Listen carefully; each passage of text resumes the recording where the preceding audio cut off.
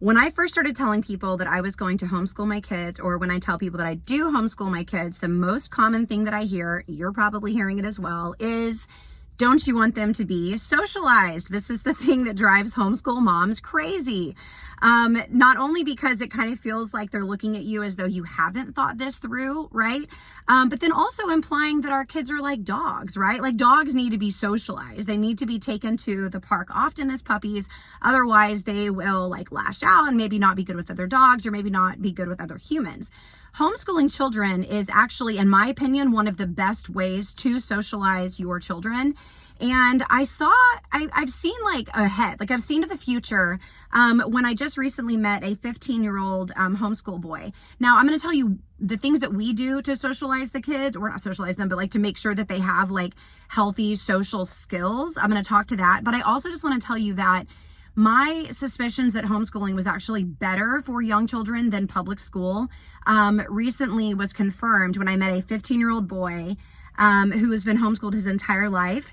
And he's one of 5 children that have all been homeschooled. And I met all 5 of them. And from ages 4 to 15, I can tell you, I was floored. Okay.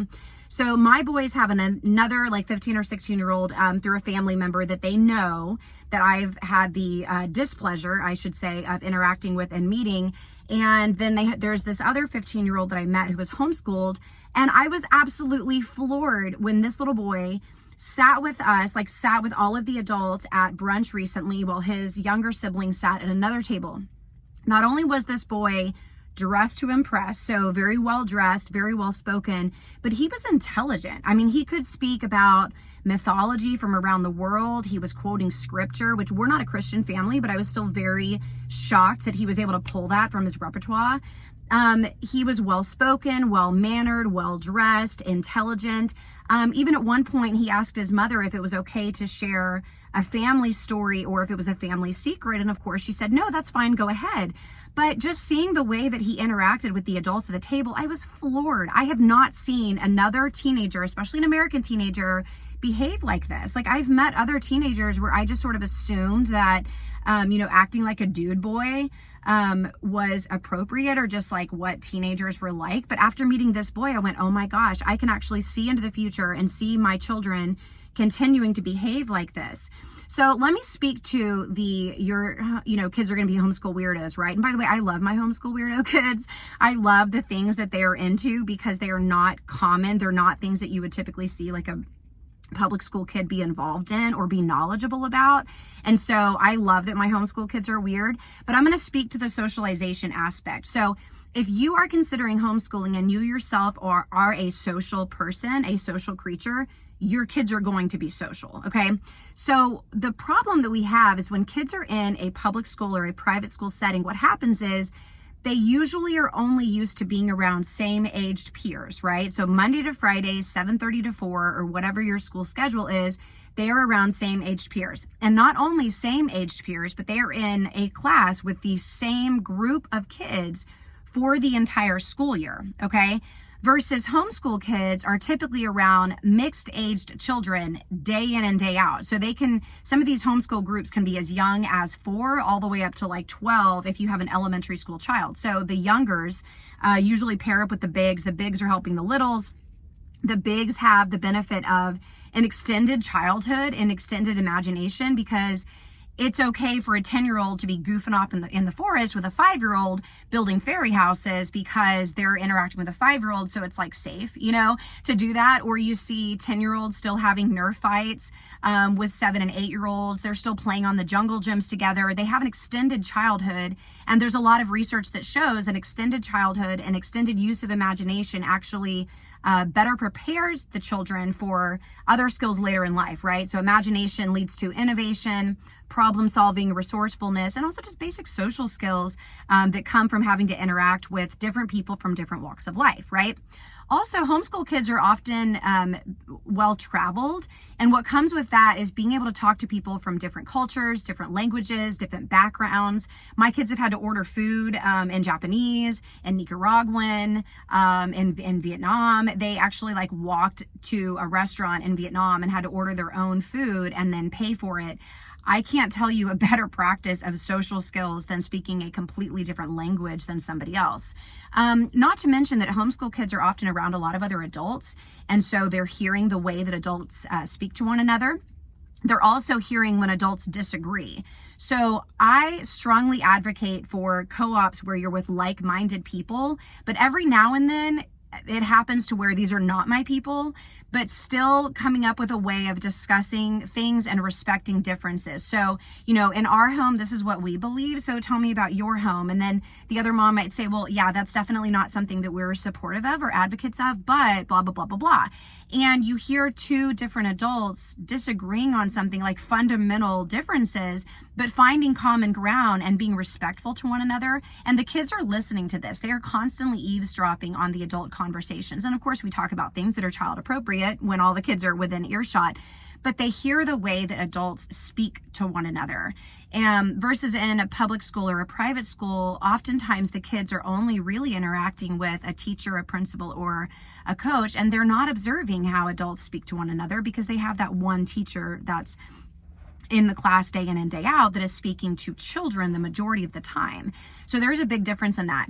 The other thing is, like, my children, for example, they don't stay at home. Like, we've never really homeschooled. Our learning takes place all over the place. And of course, we're nomadic, right? So we're always changing, countries or cities, or we're traveling quite a bit. But when we are stationary, like right now, we're in Okinawa, Japan for quite some time. They're in piano, they're in art, they're in tennis, they're in karate, they've done gymnastics, they've done parent night out programs, ceramics classes, art workshops. And I've never seen my kids get into a situation where they freeze, like, oh my gosh, I'm the weird, homeschool weirdo, because they're around a lot of other kids that are homeschooled, which is why there is a 2 p.m. ceramics class, because all the kids there are homeschooled. And so they kind of just jump into situations like, hey, what's up? And they'd say their name, like, yeah, you want to hang out? And what are you into? What kind of books do you read? And they just jump in, and they're able to make friends anywhere and everywhere. I have a friend that owns a hostel in Vietnam, and we went and visited him there, and he has all of these young college kids and co-eds working at this hostel. And my kids were just interacting with everyone. They were sitting down and, sketching with a, 20-something-year-old. The other one was helping out as the bar back, pouring beers and mopping floors and just hanging out with the adults. And I thought, oh my gosh, this is the best example of how kids can be socialized in homeschool. Is they're thrown into these environments where they're interacting with adults, where they're seeing different cultures, different career paths, different ways of being. And I've just been really impressed with the way that this goes. Now, a lot of people say, well, but how do you answer that? Obviously this is an 8-minute video so far. How do you answer this person's question when you're just sort of at a coffee house or at a park and someone says, are they homeschooled? Don't you want them to be socialized? You can just very easily say, my kids are better socialized than I ever was in my education experience. I've been impressed so far with the way this has gone. They have hordes of friends, and we're a part of, many co-ops and many, workshops and programs, right? That's a pretty, blanket response to give to somebody. But I will tell you, I have zero fears about my children socially. In fact, I really love that I get to be there for them when some things come up that they don't really know how to handle. Like, my kids will run up to me at a playground and go, hey mom, I said this to this kid and this was his response. And I can say, okay, well, that might have come off as a little rude or a little know-it-all. Or I say, well, maybe they didn't hear you. What if they thought you said this instead? And they're like, oh yeah, that makes sense, right? So I'm there to sort of coach and guide, but stand back and let them figure things out on their own. But then also when there's disagreements with another kid, I can say, hey, I'm not a part of this. You guys got to work it out. But there are other times where I can say, ooh, it sounds like things are getting a little bit heated. There may be a misunderstanding. And then I'm there to coach and guide. And I don't know about you, but I didn't have any of that when I was a kid. When I'm growing up, you were just winging it, on the playground and in sports and whatever. And yeah, you figure it out, but there's also a lot of hurt feelings. There are mean things that are said between children sometimes that there's no adult around there to be there to catch you when you fall. And I feel very blessed that I've been able to be there for my kids. I also feel very blessed that they feel like they can come to me and say, Mom, I did not like that kid. That dude's weird, and I can say, yeah, I thought it was kind of weird too. We can move on, and then we meet kids and they go, oh, that's my best friend in the whole world. Can we please see them again? Absolutely. Yeah, let's set another play date. My kid put a pin in his pocket when he went to a parents' night out recently because he said, I'm going to come home with all these phone numbers tattooed on my arms with my pen. I'm like, great. So he was excited to meet a bunch of friends and really took the initiative to make friends. And, if he had met somebody that he didn't like, I can actually see him crossing out that number on his arm because he would be like, that's someone I don't like. So they're able to choose their friends rather than be assigned their friends in a class, for example. So I just don't think that homeschool kids are not socialized or if they're at any risk. I think that as long as you are traveling with them, you're doing frequent field trips, you're going to the hiking groups, you're going to the playground in the middle of the day, you're engaging with other homeschool families as often as possible, inviting people over, going over to their houses, doing board games and art meetups and music classes and sports and traveling. I mean, your kid's going to be better socialized than just about any other kid that I've ever met. And I am a strong advocate for homeschooling. After doing it, I just can't think that there's even a better way. I am just so floored with what I've seen. And the other thing is my kids are not being exposed to the idea of like what's cool and what's not cool.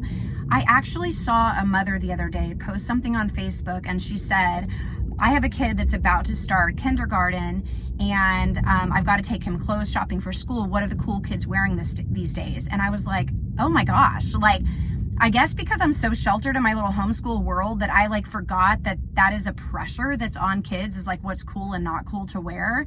And I was shocked and I was so relieved that my kids don't have to deal with that. Like they dress whatever meets the weather and the conditions of whatever activity that we're doing. And obviously they dress cool because I like to dress them cool, but they don't know that they're cool. And they don't know if someone else is not cool or nerdy or goth. They don't know any of that. They just meet people and based on how they act and behave, they decide if they want to be friends with them. And that's pretty much it.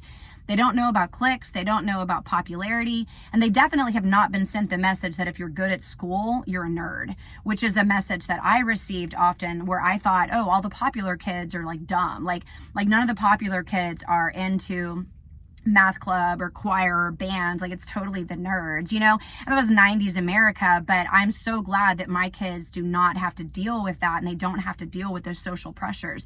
They will never be in a cafeteria and see a fight break out between people. They're never going to get made fun of because what club they've decided to join, or they're never going to be called names because of a uniform that they're wearing, that proudly because of a sport or activity that they're in.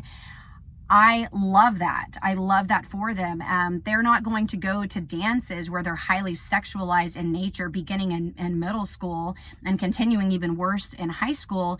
The dances that they go to are pretty much for all ages. And it's just dance and be silly and pop balloons and eat cake, So they have an extended childhood and I'm super blessed that I'm able to provide this for them. But I think the myth of socialization is one that can be addressed very, very easily by just meeting a homeschool child and interacting with a public school child, especially teenagers, and going, oh, wow, I see a big difference. That homeschool child is dressed well and can speak eloquently and looked me in the eye and put its hand out and said, hello, my name is, great to meet you, how are you today? That speaks volumes. So don't be worried, Mom, about your kids being socialized if you homeschool. I think it's a blessing and I highly encourage everyone to do it. There is a way to do it and have amazing, well-spoken, well-dressed, confident little homeschool weirdos. All right. If you like what you hear and you want to continue learning from me as I continue my homeschooling journey, please subscribe. And you can find some of my blogs and resources on Substack, ChelseaVail_epic, or at Epic Waldorfy Life. And that's spelled EPOCH, epicwaldorfylife.com. Thank you for listening. Be well.